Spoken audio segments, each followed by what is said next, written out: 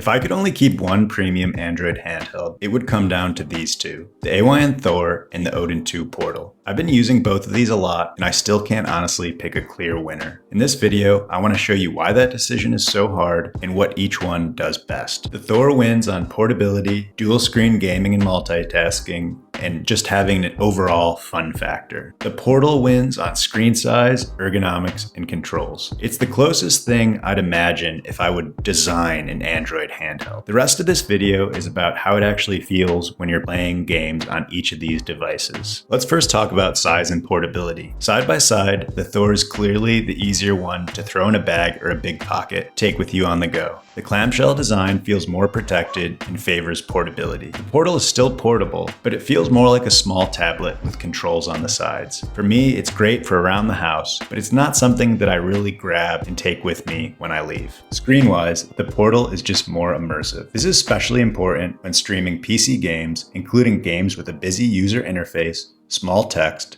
or lots of inventory management. These are just easier and more comfortable on that bigger display. You don't have to squint at tiny fonts or UI elements, and everything has a bit more breathing room. The Thor's advantage isn't raw size, it's that second screen. That's what makes it unmatched for DS and 3DS emulation, and it's what makes multitasking feel natural in a way the Portal just can't match. In the hands, the Portal feels more like a dedicated controller. The grips, triggers, and stick layout make it really comfortable for longer or more intense sessions. If I know I'm going to get absorbed in something demanding, the Portal is usually what I would reach for. The Thor is lighter and a bit more fun feeling. It's still comfortable, but in terms of ergonomics, I think the Portal definitely has the edge.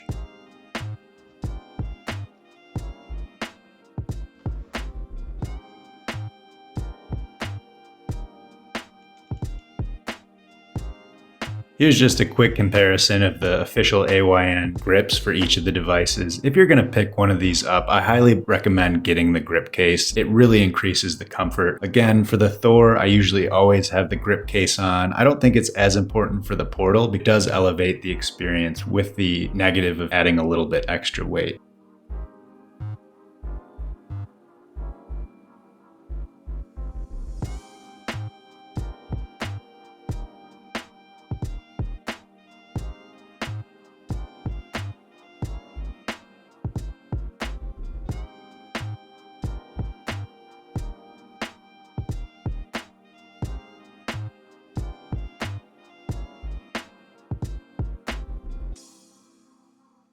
There are some situations where the Thor is clearly better. Dual screen gaming is the obvious one. If you care about DS or 3DS emulation and want that experience to be as good as possible, the Thor nails the dual screen layout.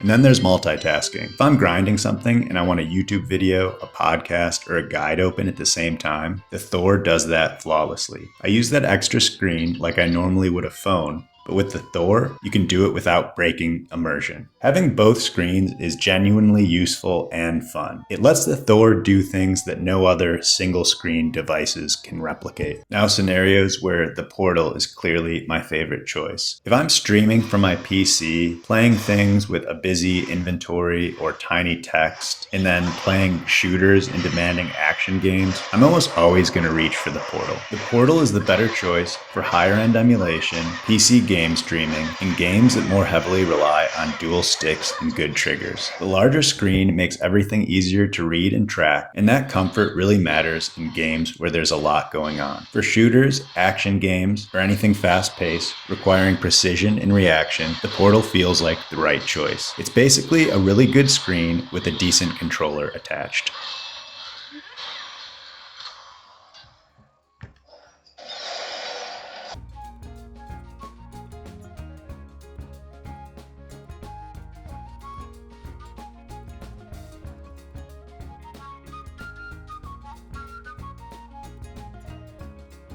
For lighter retro emulation, they're both awesome. On the Thor, These are the sessions where I might bounce between a game on one screen and something else on the second screen. The multitasking feels cohesive and intuitive. On the Portal, the same games just feel a bit more immersive and cinematic thanks to the bigger display. In these cases, I don't really have a strong favorite, and I still haven't decided which experience that I like better. So, can I say that one of these is just better overall? Honestly, no. The Thor has a huge fun factor and versatility with a dual screen and clamshell design. It makes me want to pick it up, flip it open, and play. The Portal is incredibly solid in almost every way. Screen, comfort, controls, overall feel. It comes close to what I would design in a dream handheld for my use case. For me personally, most of the time that I'm using these retro handhelds is on the couch at home. For the majority of playtime, I'm not commuting with them or gaming on trains or buses. I do like to use them for travel, but that's much less frequent than everyday gaming at home. So in practice, for me, portability matters less than comfort and immersion. That's why, if I had to pick just one of these, I'm leaning towards the Portal. The bigger, more comfortable experience lines up better with how I actually use these handhelds day to day. So if portability is a chief concern, you really care about DS and 3DS emulation, and you like the idea of multitasking, the Thor might be the better all-around choice. One of the main takeaways I got from making this video is that these two are an amazing handheld combo. The Thor is fun, portable, you can multitask on it, and the Portal is an awesome couch handheld. I'm still having a really hard time figuring out which one I think is the absolute best choice. And at the end of the day, these are two of the best handhelds I've ever used, and I think their experiences are each awesome.